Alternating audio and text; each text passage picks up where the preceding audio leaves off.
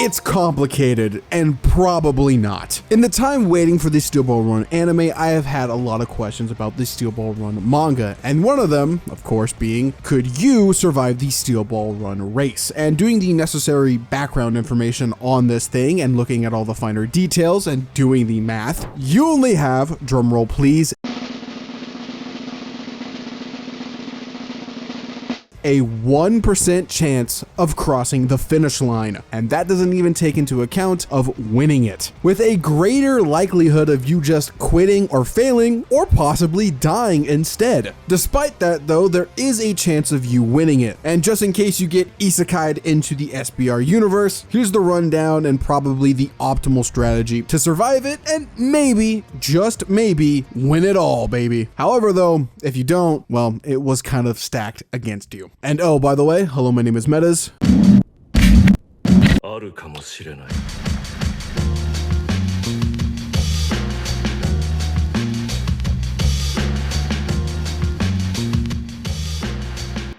Walk with me. So since there's going to be a lot of new people in the audience and a lot of returning people in the audience, depending on when I release this, I'll give you the general lore breakdown of the race itself as a quick refresher as I explain the stages and the challenges you'll face later on in the video. The conception of the Steel Ball Run race was made by Stephen Steele, who would have figured, and Lucy Pendleton. Apparently, Lucy had proposed an idea to Stephen about a race that crossed America, with an enormous prize at the very end. Stephen thought it ridiculous at first, however, in a bar eventually said, yeah, the idea kind of bangs. And shockingly, it did gain backers pretty immediately. However, the backers were gamblers, of course they were. And as the idea of the race gained popularity, a certain president of the United States would meet Stephen and become an immediate backer of the race. That president being Funny Valentine. However though, this was all a ruse. President Valentine wanted to use the race as a front in order to collect the corpse parts of Jesus Christ. Once all collected, would give the United States of America a millennium kingdom, redirecting all misfortune to the country around the world and possibly even further beyond, with the price of that being innocent lives. For the redirection of misfortune, on September 25th, 1890 at 10 a.m. from San Diego West Coast Beach, concluding on the finish line of New York City Trinity Church, the Steel Ball Run race would officially begin, being an estimated 3,700 miles or 6,000 kilometers, divided into 9 stages separated by known landmarks, going through multiple different extreme environments, whether that be desert, mountain, tundra, or city, pushing the horse and its racer to their absolute limits, with your only help being yourself and the prep time you come in with it. And while Stephen doesn't want you to die in said race, any outside help will lead to a disqualification. So it's all on you. A lot easier said than done. Sadly though, as the story of Steel Ball Run progresses with Johnny and Gyro, the initial race is lost to the wayside for the corpse parts. So we don't know too much about the personal difficulties of the individual racers while getting to New York. However though, we can speculate on them thanks to the final numbers that we are given on January 19th of 1891. Out of an initial 3,652 competitors, only 39 managed to complete the race. Let me repeat that. Only 39 out of 3,652 completed the race, with a few of those competitors dying. Stephen would have to donate everything he earned from the race to satisfy the public afterwards. And while the initial winner was Diego Brando, due to an unexpected disappearance, Poco Loco would win it all. So if you were dropped in stage 1 and had to go through every individual stage with the challenge of beating the Steel Ball Run race or even surviving it, these are the difficulties or challenges you would find in each individual stage that narrowed down over 3,000 competitors just to a simple 39. Now, graciously, the first stage isn't too bad. It's roughly about 9 miles long, with very little obstacles in your way. However, given the fact that I kind of set the premise that you get isekai'd into this or somehow you get randomly placed within this race, prep time is necessary like I said before, and you're going up against racers with a superior amount of knowledge and just better equipment. Valkyrie and Silver Bullet might as well be nuclear powerhouses in this race. Valkyrie Valkyrie is a stock horse literally built to cross continents, while on the other hand, Silver Bullet is an Arabian thoroughbred built to cross extreme environments like the desert while still being able to be pretty fast and having lots of endurance. And don't think you're gonna have the advantage over older horses. In combination with an experienced rider like Johnny and Slow Dancer, that is the complete opposite. With a combination like that, they equal out to Silver Bullet and Valkyrie's level easily. This race in practice requires you to be a good horse rider, somebody with camping or survival outdoor skills, and an insane, indomitable spirit to cross the American continent. Mind you, that's without stand or corpse shenanigans. So in honesty, unless you're coming in here with those skills, the cards are kind of stacked against you here. Because if you're coming into this race with an unexperienced horse, mind you, even a quarter horse, because they're one of the most common in the entire planet, who is just built for short distance running,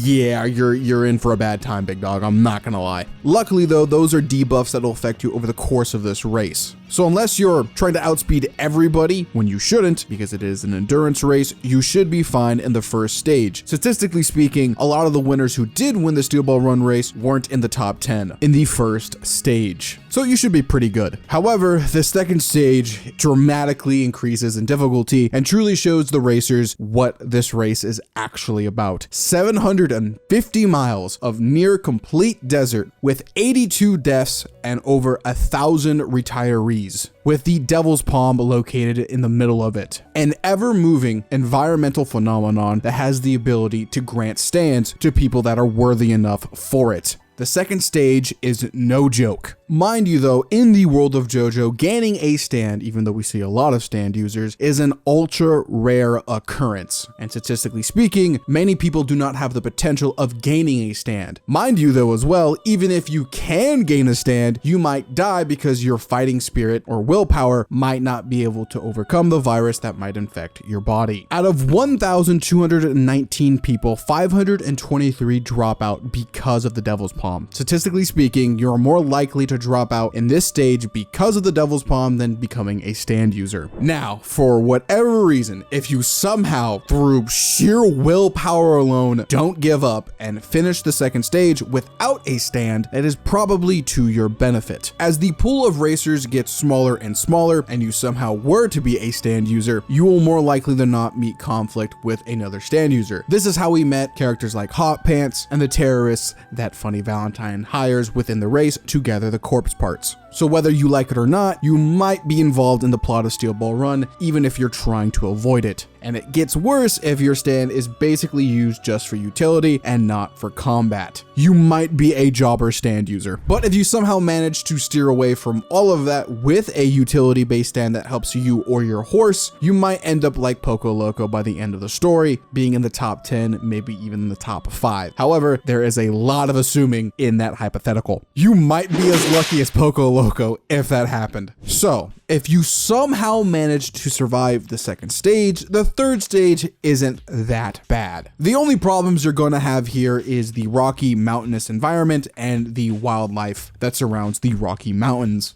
Unless somehow you get controlled by Dr. Ferdinand and, you know, the whole scary monster scenario involving the corpse parts there, that might screw you over in the long run. But if you don't, statistically speaking, you're not a stand user here at this point, so probably not, you should be fine until we get to the fourth stage. While the first, second, and third stages show people who can endure and kind of push through the hard and difficult environments, the fourth stage shows who actually knows how to ride a horse in a racing environment like this. While the fourth stage is mostly open plains with maybe the occasional forest here or there, this part of the race is built for endurance and not top speeds, as you can clearly see by how many people retired by the end of the fourth stage. Trying to brute force your way through top speed alone with a total distance of 780 miles is really dumb. In reality, it's just a massive knowledge check that most people fail. This part of the race requires you to understand that you shouldn't brute force it nor go full power, realizing there is still a lot of race ahead of you. That's going to be so much more harder thanks to the environment. And if you did become a stand user in the second stage, this is more likely than not if you do not have previous JoJo knowledge, where you know of the corpse parts and the other stand users within the race itself. This is where a critical decision comes about. You either A, stick along with the race and don't involve yourself with the main plot, or B, you become part of the main plot and try to gather the corpse for yourself. Now, with or without JoJo knowledge, in my humble opinion, if you're somehow isekai'd into this, don't do that whatsoever. The corpse is 100% totally not worth it. And even if you were trying to get the corpse by this stage, isekai'ing it, wait till the final stage, man. It's not worth it trying to gather it right here, right now. In retrospect, as I'm recording this, I didn't realize how crazy the fourth stage was. Not only is it longer than the second one, but it really puts a lot of racers through a knowledge check that I never saw before, while simultaneously pushing the racers to new limits, like Gyro fighting Ringo and entering the True Man's world. Luckily, just like the third stage, the fifth stage isn't too bad. The only concern here is traveling through rivers, other riders, mosquitoes, and just the overall environment just in general. So if you're able to get past the other stages, crossing rivers shouldn't be too bad unless you're not being smart about it. However, if you are trying to collect the corpse right now and not heeding my previous warning or just doing it willy-nilly because you don't know any better, this is where you're going to have to deal with people like Sandman, Gyro, Johnny, Hot Pants, Funny Valentine, and the rest of his terrorists. So if you somehow managed to gain a corpse part up till this point, there is a high likelihood that you might just end up like Sandman on a goddamn t-shirt, unless you have a very powerful combat based stand that can get around our main characters and the other stand users. Good fucking luck. But if that's not your current goal, you should be fine, unless you're being stupid about it or you don't have the necessary survival skills to get around the rivers. Which brings us to the sixth stage, the Michigan Lake Line, and this is by far,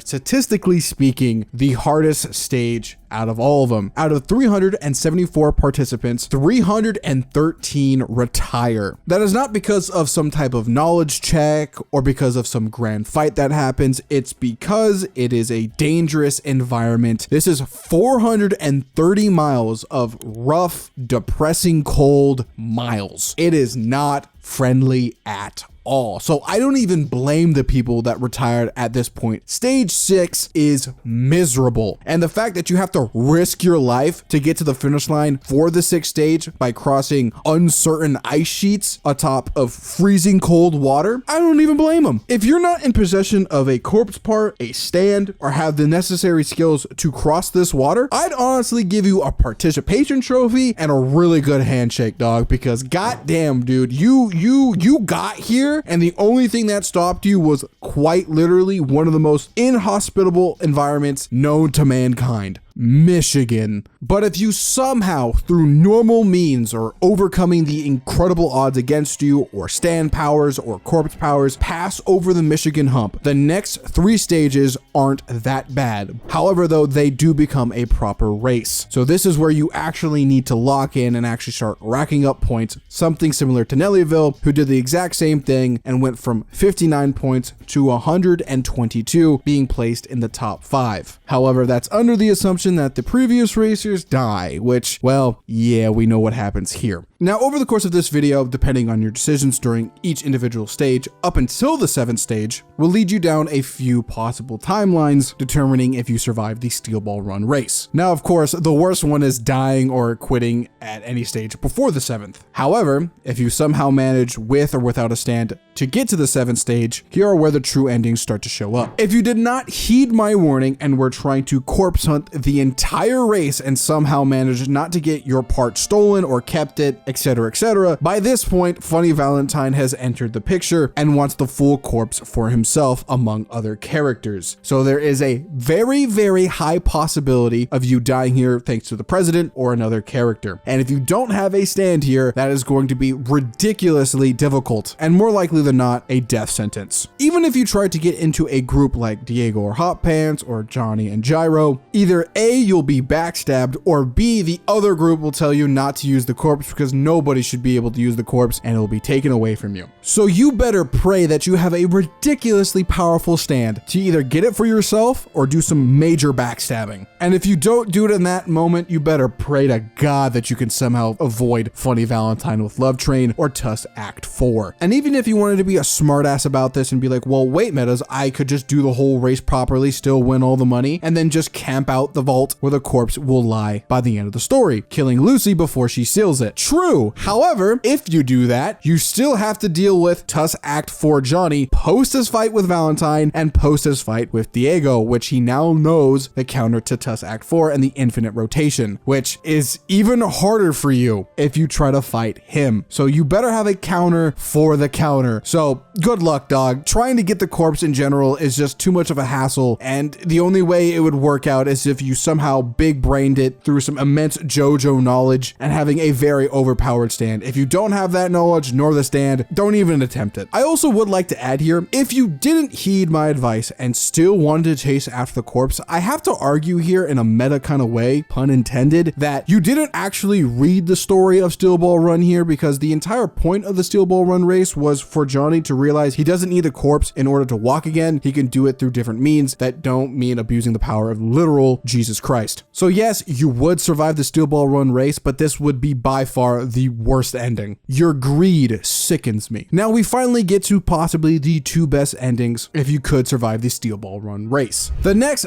905 miles aren't too bad. And like I said previously, you're just trying to rack up points here. In the worst case scenario of the better endings, you cross the finish line, but you do not get any money. And depending on actions beforehand, you do come out of it with a stand. So you do survive the Steel Ball Run race. Congratulations, dude or dudette or whoever you may be. Pat on the back for you. You did it. And look, you maybe gained a stand out of it too. And if you didn't use a stand to get to this point, you might just be superhuman or part of a special category of people who might be an actual phenom of horseback racing across continents. Genuinely, you're the GOAT. However, if you do rack up enough points and actually do place in the higher positions with a stand, so congratulations to you, the absolute best you can obtain is second place. So I kind of forgot to mention this at the beginning of the video, but so even if you were to survive the Steel Ball Run race, congratulations for you, the best you could ever technically get in the entirety of this race is second place, because Poco Loco is destined to get number one canonically at the beginning of the story. So yeah.